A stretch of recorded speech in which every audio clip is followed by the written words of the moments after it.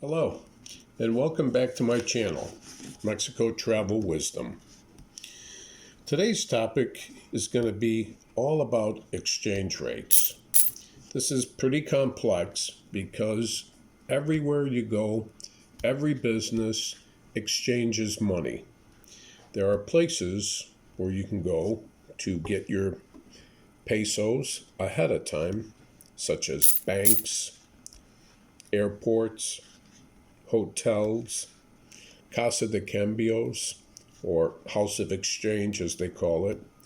And then again, all these individual vendors that you may deal with on the streets or on the beach, they all have different exchange rates. So the objective of this video is to try to help you understand it and know where you're being taken advantage of and where you can get the best rate for your dollar. This first exhibit 1, as I call it, shows you 4 banks that I put up at random. And as you can see, the first bank, Banamex, for $100, you would get 1,928 pesos back. If you gave that same $100 to HSBC Bank, you're going to get 2,066 pesos back. It's a big difference. So you have to really understand what the rate is, and you can Google that, and on a daily basis there is a world index of what the fair market value is. Each bank decides how much they want to make, whether they are buying it or selling it.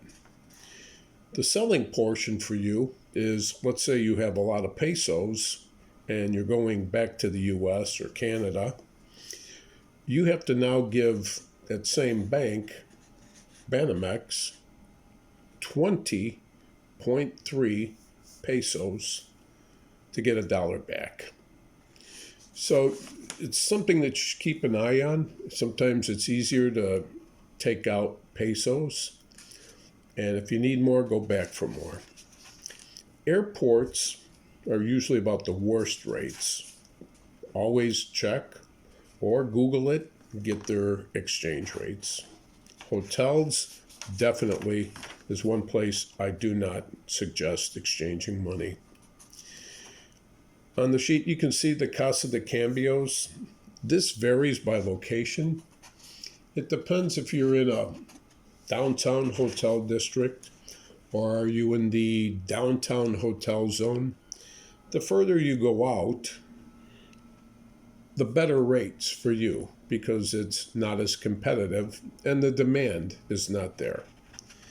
You can't really go too far into the city because nobody is out there exchanging money. Usually there's tourists that don't go to those areas. Supermarkets are a good place to exchange. They have a high rate. However, they will only give you 20% change back.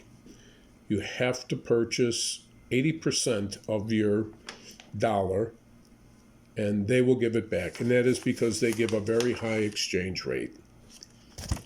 Other stores are Chedraui, another grocery store, Home Depot, Oxxo, which is a convenience store, a 7-Eleven, Soriana.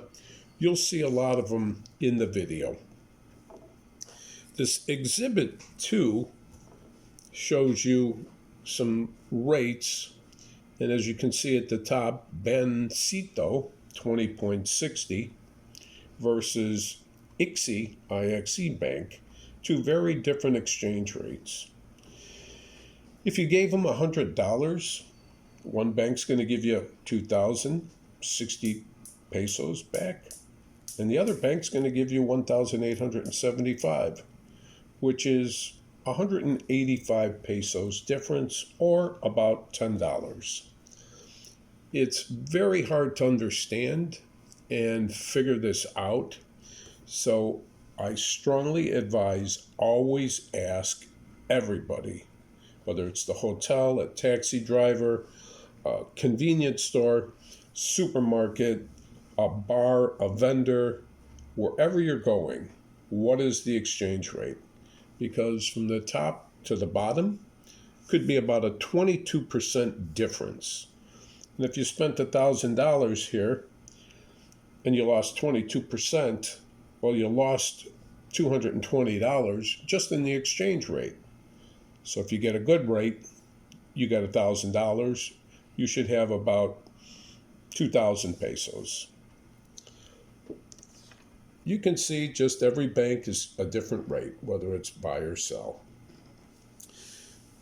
The photos following are just different banks. You can see tourist areas, ATM machines, a couple airport examples for exchanging money, some supermarkets.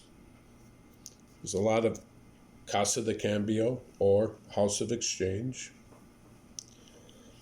Few restaurants, pictures of the Hotel Zone, which is a highly populated tourist area. There's also a Home Depot, Chedraui, a local grocery store.